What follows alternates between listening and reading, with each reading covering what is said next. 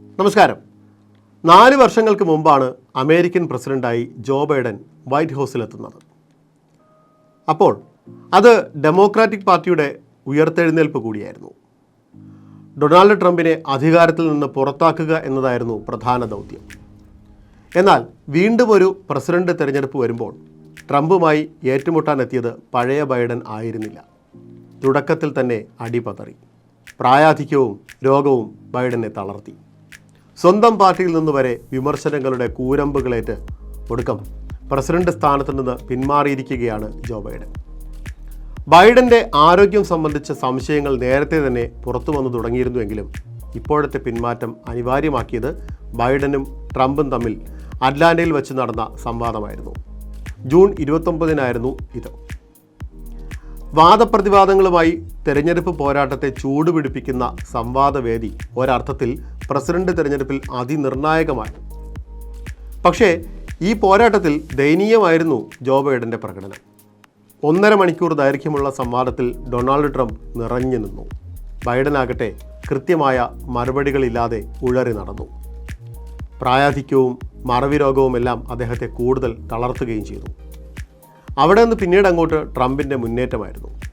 ബൈഡന് വിശ്രമിക്കാനുള്ള സമയമായെന്ന് പറഞ്ഞ് Trump ആഞ്ഞടിച്ചതോടുകൂടി democratic പാർട്ടിയിൽ നിന്ന് വരെ എതിർപ്പുകളുണ്ടായി. ഇത് തുടർ ചർച്ചകൾക്കും വഴിമരുന്നിട്ടു. വിവാദങ്ങളും വിമർശനങ്ങളും ബൈഡനെ വിടാതെ പിന്തുടർന്നു. നാറ്റോ ഉച്ചകോടിക്ക് ശേഷമുള്ള പത്രസമ്മേളനത്തിലെ നാക്കുപിഴയും യുക്രൈൻ പ്രസിഡന്റ് വ്ളാഡിമിർ സെലൻസ്കിയെ റഷ്യൻ പ്രസിഡന്റ് പുതിൻ എന്ന് വിളിച്ചതുമെല്ലാം ബൈഡനെ കൂടുതൽ പരുങ്ങലിലാക്കി.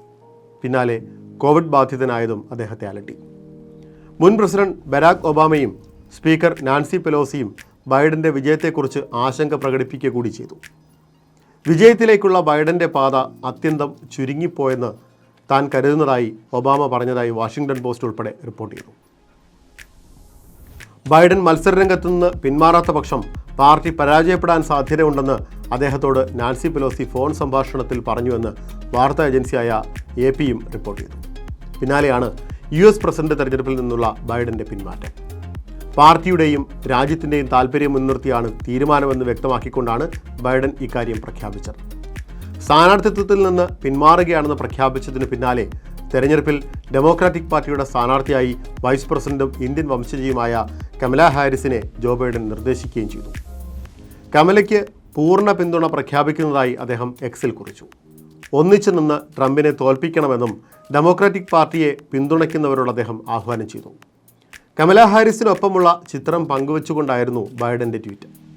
ബൈഡൻ്റെ പിന്മാറ്റത്തോടെ ഡെമോക്രാറ്റിക് പാർട്ടിയിൽ വലിയ പ്രതിസന്ധിയാണ് തുടങ്ങുന്നത്.